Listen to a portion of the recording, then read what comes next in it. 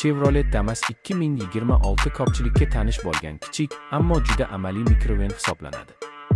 Bu avtomobil asosan kichik biznes, yuk tashish va oilaviy foydalanish uchun ishlab chiqarilgan.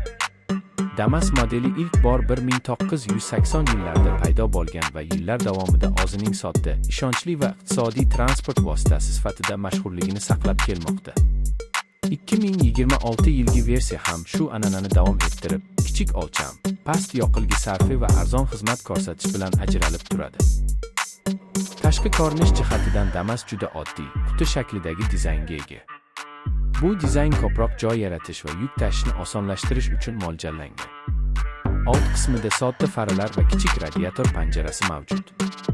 Yon tomondagi keng eshiklar esa yo'lovchilar chiqishi yoki yuk ortish jarayonini ancha qulay qiladi.